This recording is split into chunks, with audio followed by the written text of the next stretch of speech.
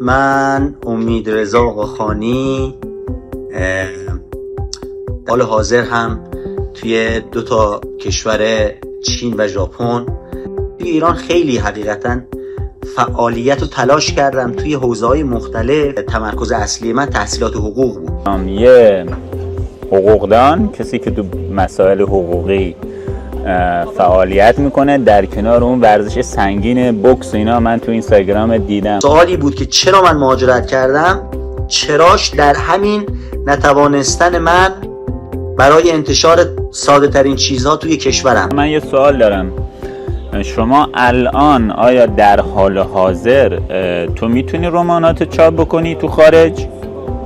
تو حوزه ورزش و قهرمانی‌های حرفه‌ای کار کردی، اما دستاوردت چی؟ من نمیگم دستاوردم اینه، میگم دستاوردم اینه که من اکنون انسان بسیار شادیم.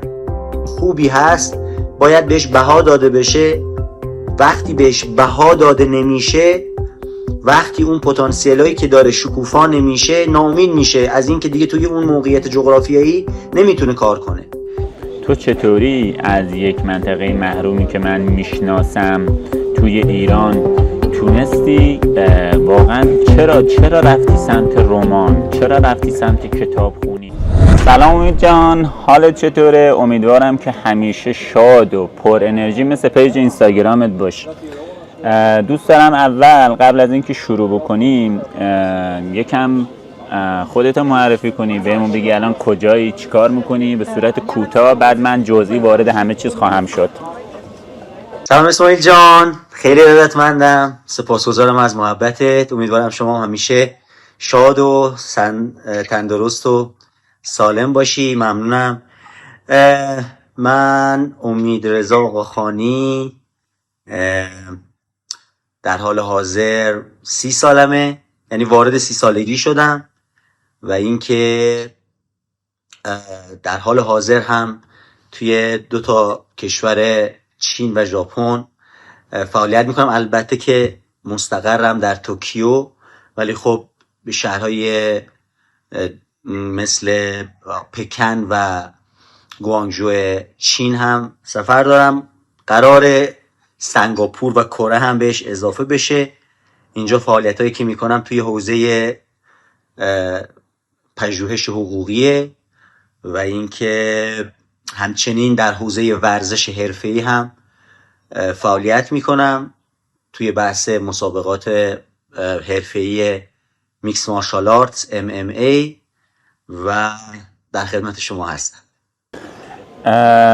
خیلی جالبه برام، یه حقوقدان کسی که تو مسائل حقوقی فعالیت میکنه، در کنار اون ورزش سنگین بوکس اینا من تو اینستاگرام دیدم. حالا نمیدونم چقدر همخونی داره. اصلا بهم بگو که چرا به فکر مهاجرت افتادی؟ من توی ایران حالا سعی میکنم خیلی مختصر بگم که فقط این مفهوم مطلب ادا بشه. من توی ایران خیلی حقیقتا فعالیت و تلاش کردم توی حوزه‌های مختلف. مثلا حالا تمرکز اصلی من تحصیلات حقوق بود. من بعد از لیسانس و فوق لیسانس و دکترا فعالیت‌های حقوقی خیلی زیادی داشتم. یه سری فعالیت‌هایی می‌کردم که حالا توی زمینه دادرسی‌های محاکم دادگستری میشه گفت خیلی مهم بودن. یه سری فعالیت‌هایی که میتونست مثمر به ثمر باشه. حالا من خیلی کوتاه و تیتروار میگم، مثلا بحث این بنیاد شهادت شهود در دادگاه یا یه سری چیزایی که موجب میشد صلح و سازش در ورودی‌های دادگاه بیشتر بشه. یه سری کارهایی من کردم که متاسفانه بازخورد خوبی نگرفتن. یه سری طرح و مقالاتی داشتم. مثلا به فرض مثال من پروپوزال موضوع پایان نامه کارشناسی ارشدم بررسی جایگاه شهادت شهود بود بین کشورهای ایران و آمریکا و روسیه و آلمان. بعد من اومدم این بنیادها رو با هم مقایسه کرده بودم و اومدم یه چکیده خیلی خوبی از این استخراج کردم که ما میتونیم چه کارهایی انجام بدیم که بتونیم بحث شهادت شهود رو توی دادگاه خیلی بهتر انجام بدیم. یه سری استقبال ها صورت نگرفت و این طرح من پیاده نشد. چندین طرح البته بود. همچنین توی زمینه حوزه ورزش من خیلی فعالیت کردم. توی بحث کارهای ورزشی خیلی بودم، توی ورزش MMA Mixed Martial Arts. علاوه بر این که تمرینات قهرمانی و حرفه‌ای داشتم، خیلی تلاش کردم برای، حالا دوستان بیشتر میدونن، اخذ مجوز و برگزاری مسابقات MMA در ایران به همراه یکی از دوستان من که سالهاست توی این زمینه فعالیت میکنه، که این هم ناکام موند. خیلی تلاش کردیم، ناکام موند. بعد توی بحث نویسندگی من خیلی فعالیت داشتم، چه توی بحث مقالات حقوقی که برای دانشگاه‌های مختلف یا کانون وکلای اصفهان من می نوشتم، و همچنین یه سری رمان‌هایی که متاسفانه من موفق به اخذ مجوزشون برای چاپ و انتشار سراسری نشدم. این یه مقدار حقیقتا موجب شد که من دلسرد یعنی بشم. میخوای بگی که تو رمان نوشتی و ولی موفق به چاپ نشدی. موضوع رمان ها مگه چی بوده که موفق به چاپ نشدی؟ ببین، حالا من نمیخوام خیلی وارد جزئیات بشم، چون اگه وارد جزئیات بشیم نه، کوتاه شما موضوع رمان ها چی بوده؟ نقد مسائل اجتماعی و نقد سیاست. مثلا من نقد سیاست جمهوری اسلامی یا مثلا موضوعات جهانی؟ نه اکیدا نقد یک سری از فرایندهای که توی سیستم حکومت کنونی کشور ما وجود داره. یه سری چیزایی که باید بنیادش از نو ساخته بشه. مثلا من یه رمانی دارم به نام رمان آقای قاضی که این رمان رو بر اساس تجربیاتی که توی دادگاه دیدم و اتفاقاتی که میدیدم توی دادگاه پیش میومد نوشتم، که توی این من نقد کردم که خیلی از چیزها رو، یعنی شاید بگم، اگر بخوام بگم یکی از مسائلی که باید خیلی نیاز به اصلاح داره، سیستم روند دادگستری ماست توی خیلی از مسائل. خب این موفق نشد. یا یه سری از رمان‌های من نوشتم که قطعا مجوز نمیگرفت، چون خب میدونین که توی کشور ما هر چیزی که همسو با نقد باشه، نقد سازنده باشه، مورد حمایت و لطف قرار نمیگیره. به خاطر همین من دیگه میدونستم که این رمان من قطعا مجوز نمیگیره. به خاطر چی؟ به خاطر اینکه رمان‌هایی بودن که خیلی ملایم‌تر از گویش رمان من بودن، خیلی ملایم‌تر از بیان رمان من بودن. میخوام یه موضوع بگم که امید آقاخانی تو ایران از یه منطقه کم برخوردار واقعا محروم رشد میکنه. تحصیلات تو زمینه حقوق داره. شما دکترا هم خوندی، درسته؟ مدرک دکترا هم گرفتی تو ایران. بعد میاد تو دادگاه‌های ایران تو بخش‌های مختلف کار میکنه. یه افق رو به جلوی داره که حتی توی مثلا بتونه دادیار بشه، قاضی بشه.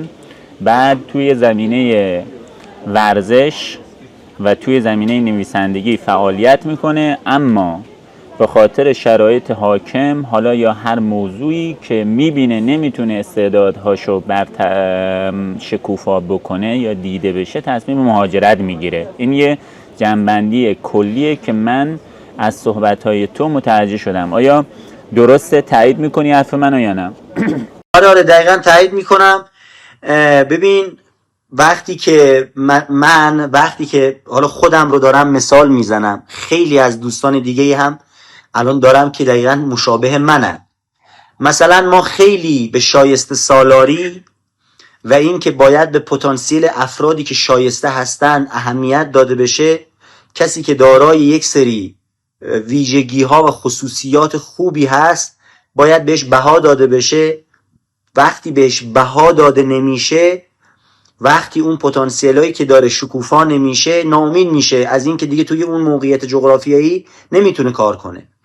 مثلا به فرض مثال، اگه من بخوام خودم رو با یکی از دوستانم که در حال حاضر در کوپنهاگ دانمارک زندگی میکنه مقایسه کنم، من از لحاظ قدرت نویسندگی خیلی از اون دوستم بهتر بودم، ولی الان جایگاهی که دوست من توی دانمارک داره خیلی خیلی هم از لحاظ معنوی و هم از لحاظ مادی از منی که توی ایران بودم بالاتره.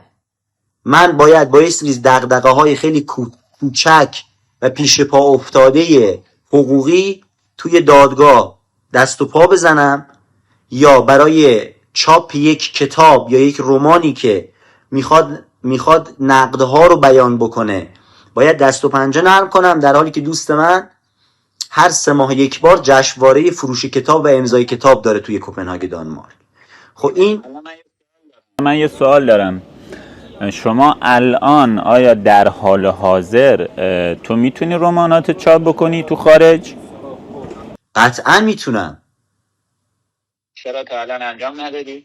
خب اولا این که خیلی رمانای من خیلی مربوط به بعد جغرافیایی منه. یعنی مثلا من مثال میزنم، وقتی اومدم در مورد یک موضوعی مثل حجاب حرف زدم، پیامدهای حجاب اجباری حرف زدم، خب اینو مثلا توی ژاپن خب استقبال نمیکنن، نمیتونن بفهمن که این چیه. یه سری از رمانای من که حالا یه مقدار موضوع سیاسی داره مثل مزرعه حیوانات 2، این قطعا مورد استقبال قرار میگیره. ولی برخی از رمان‌های من، مثلا من یه رمانی نوشتم به نام تلخ چون یک زن، اومدم چالش‌های یک زن رو توی کشور خودمون بیان کردم که با چه چالش‌های روبروه. خب این رو نمیتونن خیلی باش ارتباط برقرار بکنن. تو میتونی رمانتو به صورت آنلاین منتشر کنی و از طریق تبلیغات فضای مجازی به آگاهی برسونی اونایی که علاقه‌مند به این موضوع هستن و منتشر بکنی، چرا که نه؟ آره قطعا که میتونم این کار رو انجام بدم. ولی خب شما وقتی، حالا من خیلی علاقه‌مندم به این که اون بحث کمالگرایی رو من همیشه دارم. این که سوالی بود که چرا من مهاجرت کردم، چراش در همین نتوانستن من برای انتشار ساده ترین چیزها توی کشورم هست. وگرنه آره من الان اگر بخوام خیلی کارا میتونم. من همون زمان هم یه رمانی نوشتم به نام دختری به نام ایران که توضیح یه سری اتفاقات در زمان حمله اعراب به ایران رو از زبان یک دختر به نام ایران توصیف کردم. همون زمان همون دوست من که در کوپنهاگ دانمارک بود گفت من میتونم این رو ترجمه بکنم و اینجا منتشرش بکنیم. خودم اون موقع خیلی علاقه‌مندی نداشتم. یعنی میدونیم بیشتر دوست دارم اینکه یه چیزی تو نوع خودش شکوفا بشه، نه تحت هر شرایطی. تو میتونی این رمان‌هات به بلوغ برسونی به نظر من و در فرصت مناسب همه این رمانات چاپ بکنی و عنوانهایی که گفتی، مثلا دختری به نام ایران خیلی جذابه. یعنی شاید واقعا اگه یه روز منتشر بشه قطعا من بخونمش. حالا میخوام یه سوال ازت بپرسم. تو مهاجرت کردی به دلایل مختلف که هر کدوممون که مهاجرت کردیم یک سری دلایل خاصی داریم. دلایل مهاجرت بعضا برمیگرده به مسائل اقتصادی، اجتماعی، سیاسی، یا مثلا یکی مثل من که من خیلی مشکلی با مسائل مثلا اقتصادی، سیاسی، اجتماعی هیچ نداشتم. یعنی نه اینکه نداشتم، دلیل عمده من برای مهاجرت مسائل اقتصادی، اجتماعی و سیاسی نبوده. مثلا من دوست داشتم که خودم رو تو چالش‌های جدید بذارم، خودم رو تو محیط جدید ببینم که من اسماعیل صالحی که مثلا از یه منطقه محروم رشد کردم، تونستم یه سری موفقیت‌هایی تو ایران تو حالا زمینه‌های کاری که داشتم به دست بیارم. آیا حالا میتونم، همیشه از خودم میپرسیدم و الانم میپرسم، آیا من میتونم الان هم موفق باشم؟ موفقیت به معنای فتح کوه‌ها نیست و موفقیت به معنای این که یا مثلا من گفتم تو ایران موفق بودم مسائل مالی نیست یا نمیدونم پست و مقام آنچنانی نیست. اینه که تو بتونی از صفر مطلق رشد بکنی، به یه حدی برسی که حرفی برای گفتن داشته باشی، یک سری سرمایه گذاری‌ها بکنی، اعتبار اجتماعی داشته باشی یا رفاه اجتماعی داشته باشی. حالا مثلا دلیل من این بود که من خودم رو بذارم تو چالش، خودم رو بسنجم، شخصیت خودم رو بسنجم، ببینم در چه حدیم. تو هم که دلایل تو گفتی. من حالا میخوام اینو بهت بگم، من وقتی پیج اینستاگرام تو رو دنبال میکنم من شخصا که خودم سرشار از انرژی و انگیزه و به هر حال همیشه تلاش میکنم بالا بمونم، قوی بمونم، یعنی سطح انرژیمو بالا نگه دارم. میبینم تو خیلی پر انرژی تر از منی، میبینم تو خیلی قوی تر از منی، از لحاظ شخصیتی، از لحاظ انرژی، اراده. دلیلش چی میتونه باشه؟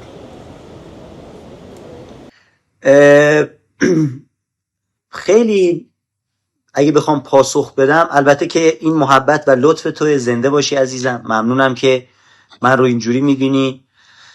خیلی میتونم در این مورد صحبت بکنم، مخصوصا از زمانی که مهاجرت کردم تازه فهمیدم که چه چیزهایی دارم و وقتی اومدم این رو موشکافی کردم به یک سری از چیزهایی رسیدم که اکنون پاسخ سوال توه. ببین، سطح انرژی، سطح مثبت بودن و سطح اعتماد به نفس و سطح خودشناسی آدم هیچ وقت مطلقاً ذاتی نیست، یعنی یک موضوع انتسابی نیست. هیچ انسانی قطعا نمیتونه ذاتاً آدم خوش انرژی بالایی داشته باشه یا اعتماد به نفس بالایی داشته باشه. همه آدم ها نیاز دارن یه سری چیزها رو خیلی کسب بکنن. اگه من بخوام حالا خیلی بازش بکنم، شاید اصلا نیاز به یک جلسه دیگه‌ای داریم در باب صحبت کردن در این مورد. ولی اگه بخوام بگم چرا، علت چراییش چیه، اولیش نوع نگرش منه به زندگی که ناشی از سالها مطالعه در رابطه و پیرامون خودشناسی و زندگیه.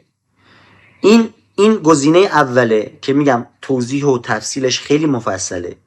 اولیش میشه سالها مطالعه در زمینه خودشناسی، در زمینه زندگی، در زمینه تجارب دیگران از زندگی، چه توی حوزه افرادی که حالا به گونه‌ای به زندگی به صورت فلسفی نگاه میکردن، چه افرادی که نه، خیلی رها و باز به زندگی نگاه میکردن. این مورد اول. مورد دوم بحث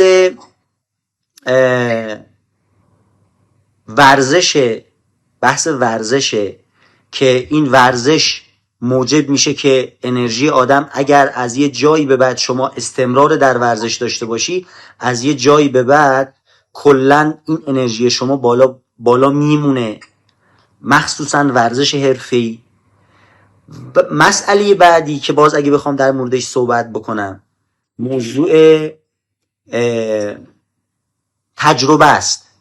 من تجارب زیادی در زندگیم، تلخی‌های زیادی در زندگیم دیدم که چکیده این تلخی‌ها به این نقطه رسیده که نگرش من به زندگی به گونه دیگه‌ای باشه، یعنی مثبت باشه، شاد باشه، تا اینکه بخواد بدبین یا منفی یا غمگین باشه. و میتونم بگم اگه بخوام بازم یه گزینه دیگه بهش اضافه کنم، مثلا موضوع موسیقیه. من توی زمینه موسیقی هم چون فعالیت کردم، این موجب میشه که آدم همیشه انرژیش بالا باقی بمونه. ولی مهمترینش، اگر بخوام توی اینها بگم، مهمترینش نوع نگاه من به زندگیه، نوع بینش من به جهانه. خب یه سوال دارم. من یا ببین، موضوع اصلی توی پیج من، موضوع اصلی توی کانال من که من دارم به این سمت و سو میرم، اینه که من از آدما یه سری درس های شاید خیلی ریز، شاید خیلی بزرگ، کوچک و بزرگ بگیرم برای اینکه به خودم کمک کنم و به کسایی که شاید الان، فردا، چند ماه دیگه یا چند سال دیگه ویدیوهای ما رو ببینن. من میخوام اینو بدونم که من چطوری میتونم اون نگرشی که تو داری راجبش حرف میزنی و کسب کنم، رو به مثبت، رو به جلو، که مثبت بمونم، که ضعیف نشم، که اگه شکست خوردم دوباره سر پا بمونم. اون نگرشه رو چطوری ما میتونیم به سمت مثبت از نظر تو تغییرش بدیم؟ خیلی سوال خوبیه، خیلی سوال خوبیه، چون این رو به شدت، یعنی شاید بگم هر باری که من استوری میذارم در مورد یه موضوعی که در رابطه با بحث شاد بودنه یا مثبت بودن، خیلی از من میپرسن که ما چیکار کنیم که بتونیم تغییر بدیم رویمون رو. ببین، من یه تمثیلی رو همیشه به کار میبرم، میگم که ورزش موجب تناسب اندامه و مطالعه موجب تناسب افکار. حالا این تناسب افکاری که از مطالعه ناشی میشه، به خاطر اینکه بست مطالعه و موضوعاتش خیلی مفصله و شما تو هر زمینه‌ای که بری مطالعه بکنی تو همون زمینه هم قوی میشی. اگر ما بخوایم رو به جلو باشیم، مثبت باشیم و خوب باشیم، میتونم بگم که چگونگی به دست آوردنش فقط و فقط در مطالعه زندگی افرادی میگنجه که همین الان در بعد بزرگتری از من قرار گرفتن. مثلا به فرض مثال اگه بخوام، خیلی هستن افرادی که تونستن کارهای بزرگی تو زندگیشون انجام بدن از لحاظ داشتن تفکر خوب و داشتن بینش درست. راه به دست آوردنش اول تو مطالعه است. اولین راه برای به دست آوردنش مطالعه کردنه و این مطالعه کردن هم به نظر من نیاز به یک سری پیش زمینه هایی داره که تو باید یه سری پیش زمینه هایی رو مطالعه بکنی. اول خودت رو بشناسی که کی هستی، چی هستی، چی میخوای، چه چیزهایی در درونت وجود داره، چه چیزهایی تو رو شاد میکنه و چه چیزهایی تو رو غمگین میکنه. اون چیزهایی که تو رو غمگین بکنه منشأش از کجاست و چرا؟ چیزهایی که تو رو شاد میکنه منشأش از کجاست و چرا؟ چراها رو که در آوردی تو خودتو میشناسی. مثلا به فرض مثال همه ما یک ناراحتیایی داریم که این در ناخودآگاه ماست. مثلا چیزی که من توی اغلب همه افراد دیدم، اگه بخوام در بابش مثال بزنم چون شمولیت داره، بحث اینه که خیلی از خانواده های متولدین دهه 60 و 70 حمایت خوبی نشدن از جانب پدر و مادرهاشون. به همین دلیل هم یک سری کمبودهای عاطفی در درون این آدمها وجود داره که این کمبودهای عاطفی زمانی نمود پیدا میکنه که افراد در سنین 27-8 سالگی تازه دارن خودشون میشناسن، بعد یه لحظه به خودشون میان میبینن که به شدت اعتماد به نفس خیلی پایینی دارن. این شایعه ترین چیزیه که من دیدم، مخصوصا توی همون افرادی هم که الان مهاجرت کردن. خیلی مهمه که بعد این مسئله ناشی به رو به افسردگی میره. وقتی ما بتونیم این ریشه های عاطفی که در درون ماست رو بشناسیم، چراهاش رو در بیاریم و بعد حلش بکنیم، اونجا خودمون رو شناختیم. زمانی که خودمون رو شناختیم دو حالت داره: یا ما ذاتاً انسانی هستیم که داریم به دنیا خوب نگاه میکنیم، که این خیلی خوبه، شما چند قدم از کسانی که خیلی نگاه مثبتی به دنیا ندارن جلوتریم. یا ما آدمایی هستیم که نه، خنثاییم ولی میل به منفیگراییمون بیشتره. وقتی ما خودمون رو شناختیم، اونجا دیگه ما باید بیایم شروع کنیم به تحقیقات پایه‌ای تر. تا اینجا چیزی که من، حالا تو داری ای صحبت میکنی، من تو موبایلم، تو نوت موبایلم دارم یادداشت میکنم که چه چیزایی برام جالبه و بحثو اونجا ببرم. جایی که من تو را قطع میکنم، میخوام چیکار کنم؟ میخوام به هم خودم به جنبندی برسم، هم به مخاطب یه جنبندی بدم که تا الان چی شد، میخوایم به کدوم سمت بریم، میخوایم چیکار بکنیم. چیزی که من تا الان دریافت کردم از صحبتهای تو اینه که ما با تحلیل، با آنالیز خانوادهمون، نوع رفتار پدر و مادرمون، اعضای خانوادهمون و خودشناسی که خودمون کی هستیم، چی هستیم، چی میخوایم، چی بودیم، به یه خودشناسی برسیم. بعد به خودشناسی در مورد خودمون که رسیدیم، به فکر این بیفتیم که پایه‌ای چطوری چیزای منفی که تو زندگیمون، توی روانمون، توی شخصیتمون وجود داره رو اصلاح بکنیم و رو به جلو ببریم. دقیقاً. بخوام یه گزاره به حرفات اضافه کنم اینه: تنها راهی که ما میتونیم شخصیتمون رو تغییر بدیم شناخت خودمونه. این شناخت خودمونم از چیا میاد؟ از همون شادی ها و غم هامون. اگر شما بخوای یک نفر رو خوب بشناسی، باید به غم ها و شادی هاش نگاه کنی که چه چیزی شادش میکنه و چه چیزی غمگینش میکنه.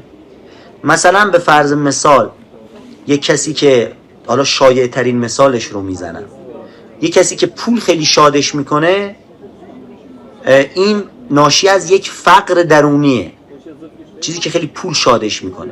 کسی که پول شادش نمیکنه، پول فقط براش یک وسیله است، این آدم ذاتاً آدمیه که قنای درونی داره.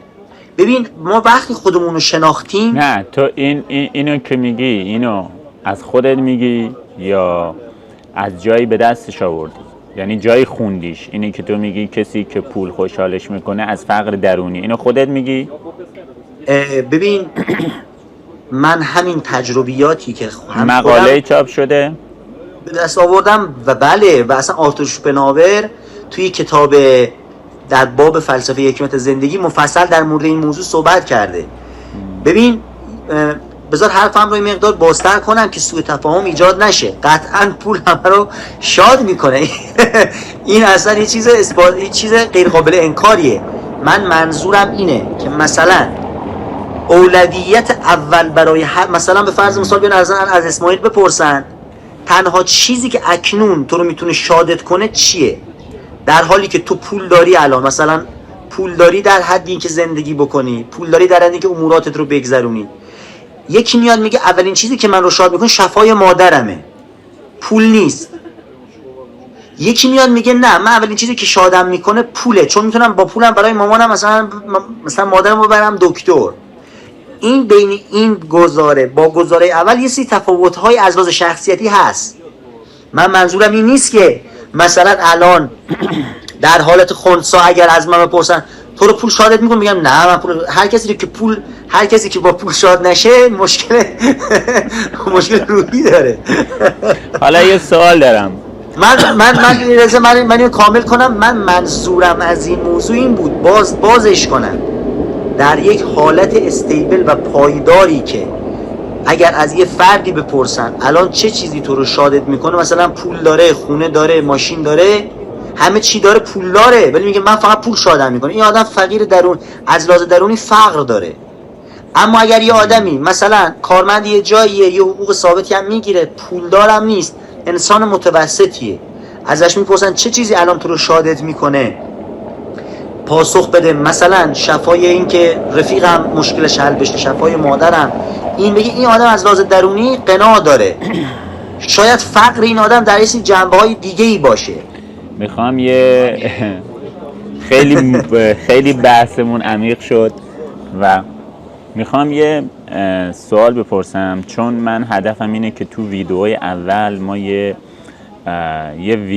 اوورویوی بدیم به مخاطب، به کسایی که میخوان ما رو ببینن، که حرفایی که ما داریم میزنیم از کجا میاد و اون کسی که داره، یعنی تو که مخاطب منی و من دارم از تو کمک میگیرم که تجربیاتتو به من و دیگران بدی، کی هست، کجا بوده، چی کار داره میکنه. تا اینجا رو ما صحبت کردیم. من نمیخوام بهت بگم که تو چطوری از یک منطقه محرومی که من میشناسم توی ایران تونستی واقعا، چرا رفتی سمت رمان، چرا رفتی سمت کتابخونی؟ چی باعث شد که تو بری مثلا این کتابایی که داری میگی یا گفتی قبلا به من، اونا رو بخونی، تحلیلشون کنی، آنالیز کنی؟ چی باعث شد واقعا؟ آیا اصلا زمانی که تو سمت این مسائل رفتی فضای مجازی به این گستردگی بود که مثلا تو آشنا بشی؟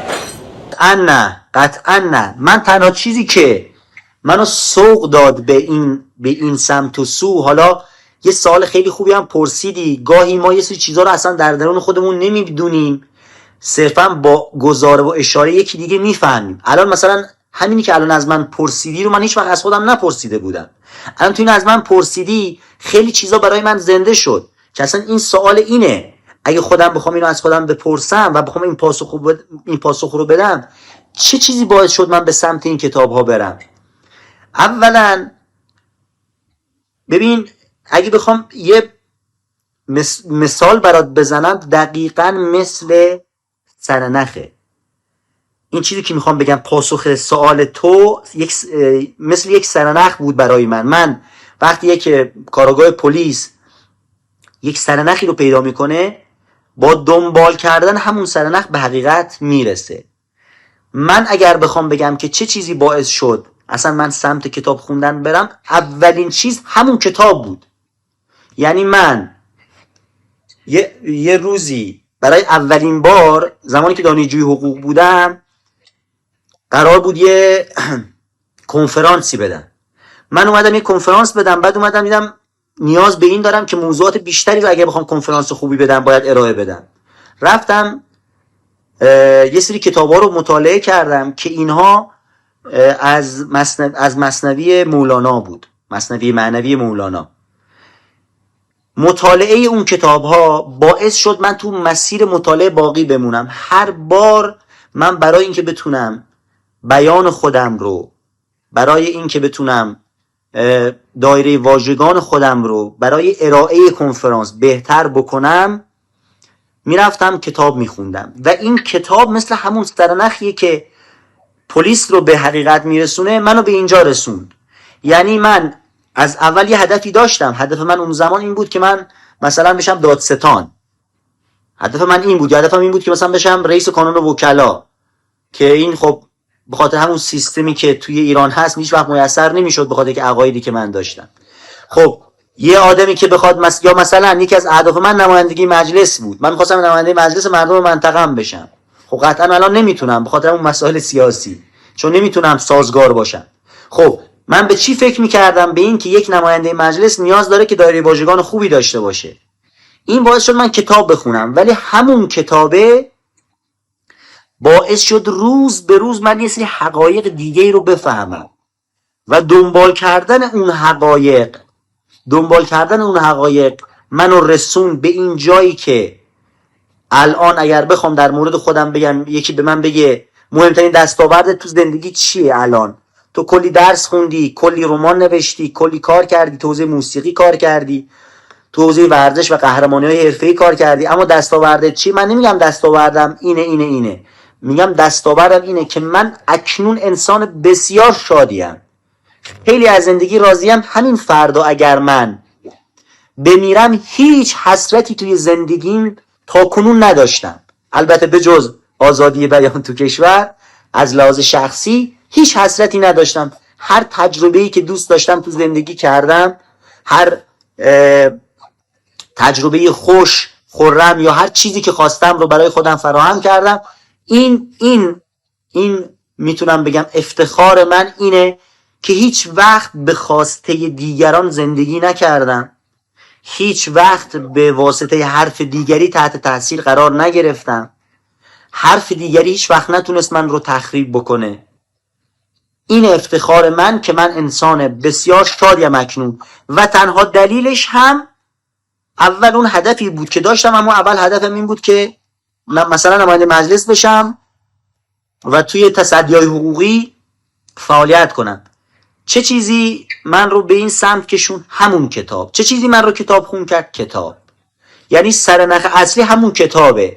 این کتاب باعث شد من این تداوم این مسیر رو حفظ بکنم، با خیلی از مشکلاتی که خود دست و پنجه نرم کردی و جوانای ما دارن دست و پنجه نرم میکنن، من اون انرژی، شادی و هدف رو نگه دارم. همون کتاب، پاسخ همین کتابه. فقط حالا یه سوال دیگه، این که میخوام بیشتر برای اینکه خودم بشناسم و بدونم، این که گفتی قهرمانی ورزشی تو اون زمینه‌ای که حالا کار میکنین، مثلا قهرمانی کجا داری؟ تو ایران یا؟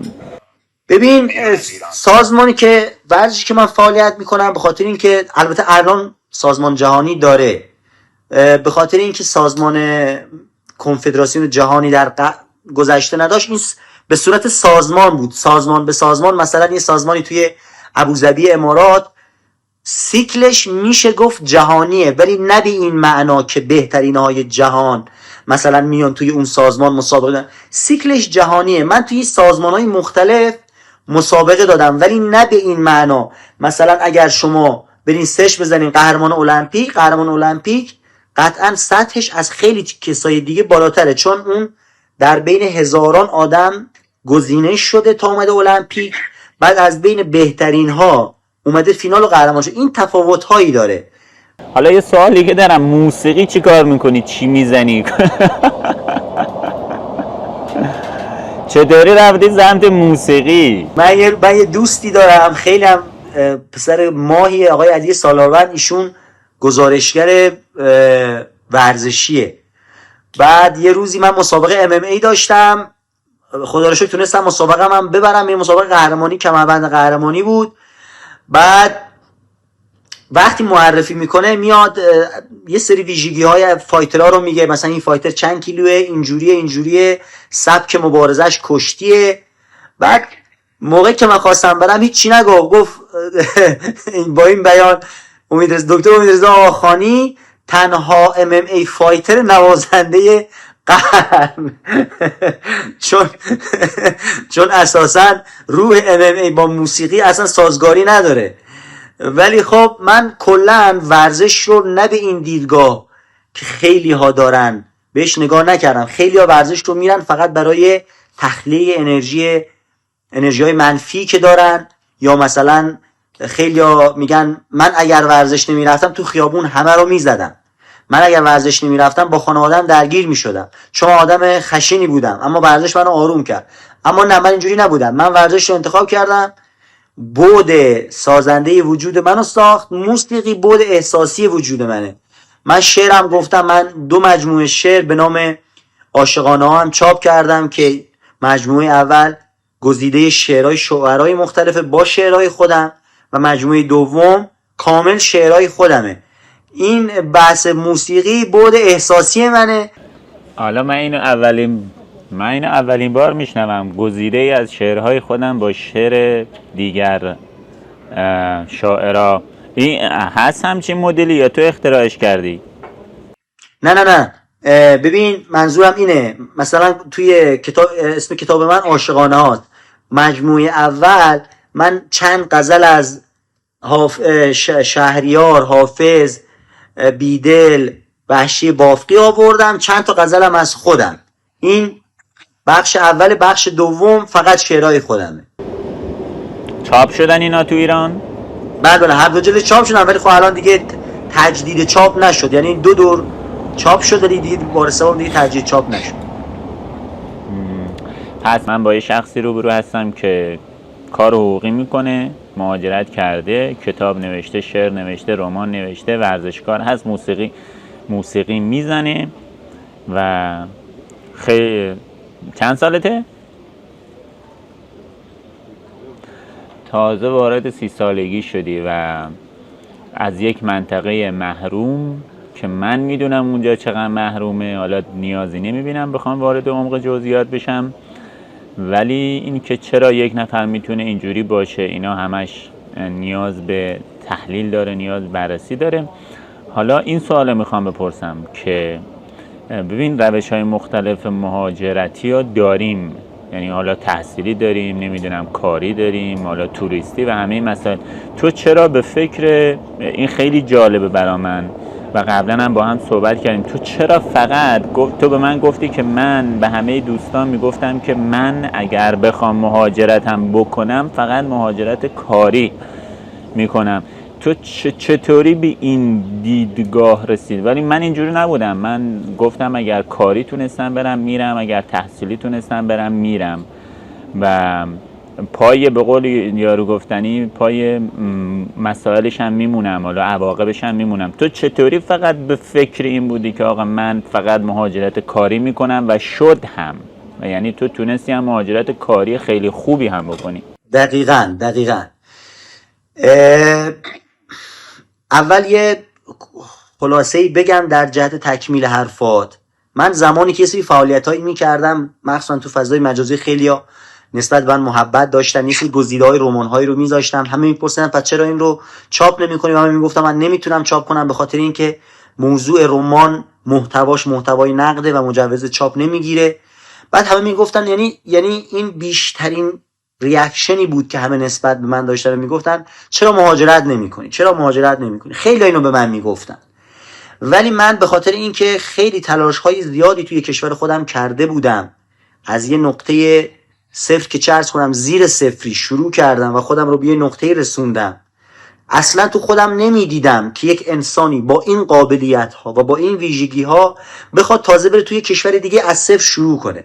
این اصلا توی ذهنیت من نمی‌گنجید.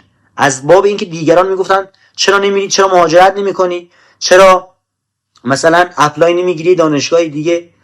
من زمانی که میخواستم این پاسخو بدم، اوایل خیلی سرسری میگفتم نیازی نمیبینم مهاجرت کنم. بعد که دیدم دیگه نمیتونم واقعا با محیط سازگار بشم، میگفتم من فقط در یک صورت مهاجرت میکنم، این که برای من دعوتنامه رسمی برای من بفرستن، به من خونه بدن، حقوق بدن، من همه چی داشته باشم، در اون لحظه من مهاجرت میکنم. همه که میگم یعنی دوستای صمیمی و نزدیکم میخندیدن، میگفتن که قطعا این کار هیچکی برای تو انجام نمیده، به خاطر اینکه این نیاز به این داره که تو حداقل بری توی کشور چند سال زندگی کنی، بشناسنت، بعد به دعوتنامه بدن.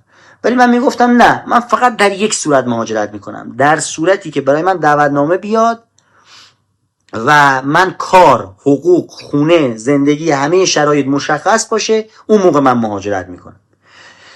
این مکالمه همیشه وجود داشت بین من و دوستام که نه این شدنی نیست، تو حداقل باید زبان انگلیسیت خیلی خوب باشه. خب من اون زبانم اصلا خوب نبود، یعنی اصلا نمیتونستم در حد، یعنی من تنها واژگان انگلیسی من از 10 تا کلمه بیشتر نمیشد زمانی که من اینو تکرار میکردم. ولی من این باور خیلی تأکید میکنم، من این باور و این بینش رو داشتم که اگر روزی تصمیم به مهاجرت بگیرم برای من دعوتنامه میاد.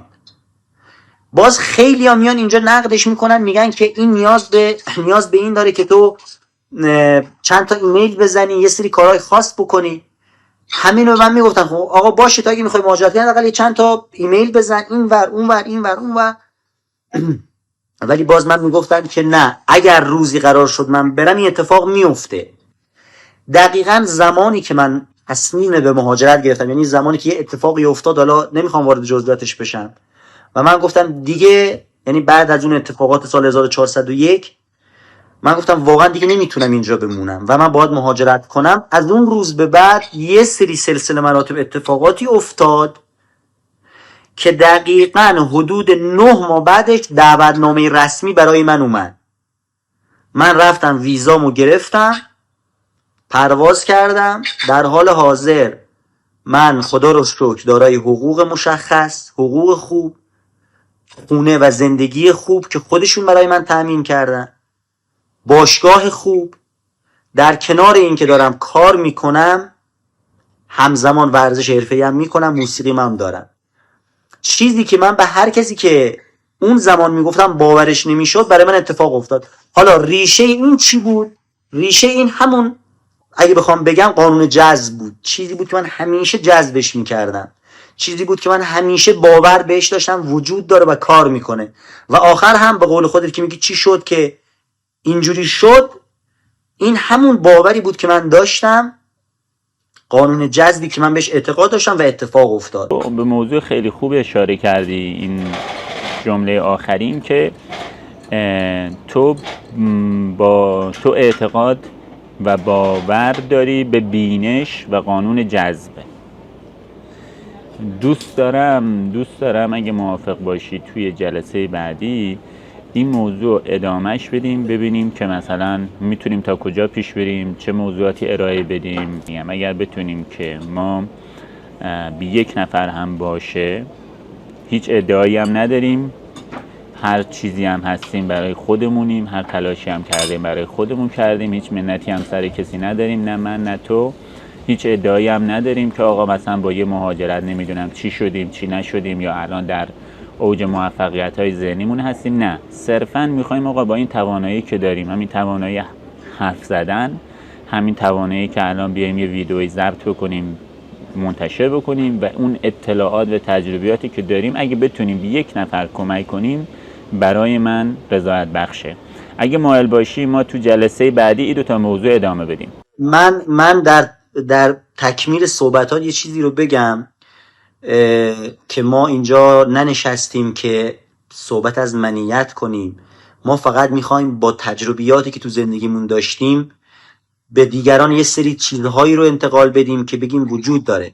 خیلی مهمه این که ما از چیزهایی صحبت کنیم که میتونه زندگی یه سری‌ها رو ارتقا بده. این خیلی اهمیت داره. یه زمانی اگر من امید رضا برگردم به 10 سال پیش و یه کسی مثل خودم پیدا میشد که یه سری چیزها رو بهم بگه، اگه الان از لحاظ درجه بندی که برای خودم در نظر دارم از 100 الان مثلا از لحاظ خودم 70م، قطعا الان 100 می بودم اگر کسی یه سری صحبت ها رو بهم میکرد. ولی خب کسی اون موقع این برنامه ها وجود نداشت. این خیلی مهمه. حالا این که گفتی قانون جذب، من توی پیجم حدود 4-5 ماه پیش یه موضوع رو پیدا کردم. من کلا انسان بسیار تحقیقاتی ام، یعنی هیچ چیزی رو من به صرف گفته و یا دیدن یک فیلم یا کلیپ نمیپذیرم. باید حداقل، یعنی ملاک من برای اون 50 ساعت مطالعه است برای رد یا پذیرشش. من خیلی به قانون جذب اعتقاد شدیدی داشتم تا 5 ماه پیش من یک پیجی رو دیدم که گفته بود قانون جذب دروغه و قانون جذب وجود نداره. این یک سری شک و شبهاتی رو در درون من به وجود آورد، چون من قانون جذب رو بر اساس علم نپذیرفته بودم، صرفا قبولش داشتم، مثل کسی که دین رو قبول داره، نه صرفا بر اساس تحقیقات گسترده. این شکی رو برای من به وجود آورد، نه به این دلیل که قانون جذب وجود نداره، فقط به این دلیل که امید تو به این اعتقاد داری ولی نمیتونی ریشه علمیش رو بگی، چون به نظر من هر چیزی که علمی نتونی ثابتش کنی قطعا وجود نداره. این باعث شد من 3 ماه به صورت متوالی مطالعات خیلی گسترده و عمیقی داشته باشم در رابطه با اینکه آیا قانون جذب وجود دارد یا نه، قانون جذب حقیقت است یا دروغ. و به شدت هم نیازمند این هست جامعه ما که این رو ما گسترشش بدیم. من زمانی که این رو توی پیجم گذاشتم تا همین دیشب که استوری گذاشتم باز هم ریپلای زدن که چی شد، شما قرار بود در مورد قانون جذب دروغ یا حقیقتش لایو بذارید. ما میتونیم در مورد این موضوع خیلی مفصل صحبت کنیم در رابطه با آیا قانون جذب وجود دارد یا دروغ است. بعد میتونیم بعد از این که یه سری چیزا رو من گفتم در رابطه با گسترشش بیشتر با هم صحبت کنیم. حالا موضوعاتی که به وجود میاد قطعا تو صحبته که هی ایده ها به وجود میاد، هی کامنت گذاری میشه و ادامهش بدیم. من حس میکنم برای امروز خیلی جذاب بود برای من خیلی لذت بردم. فکر میکنم این جذابترین و بهترین پادکست یا محتوایی که تا امروز تولید کردیم. اگر انشالله به ختم به خیر بشه و بتونیم منتشرش بکنیم و دوست دارم که ادامهش بدیم. حتما باعث افتخار منه. خیلی خوشحالم که باهات صحبت میکنم. همتبار منی، ما از یک منطقه هستیم و اینکه انشالله با هم ادامه بدیم. خیلی دوست دارم جوانای منطقه من این رو ببینن که میشه از همون منطقه هم رشد کرد، به رویاها و اهداف دست پیدا کرد. صرفاً در یک سیکل تکراری زندگی کردن رو کنار بذارن، این که همه بزرگ بشن به یه شهر دیگه‌ای برن یا هزاران کیلومتر دورتر صرفاً برای اینکه کار بکنن برن. میتونن خودشون زندگی خودشون رو بسازن صرفاً بر اساس بینش و باوری که میتونن داشته باشن. خیلی خوشحال شدم باهات صحبت کردم. ان شاءالله جلسه بعدی خیلی مفصل‌تر در این زمینه با هم حرف میزنیم. موفق باشی، دست در نکنه.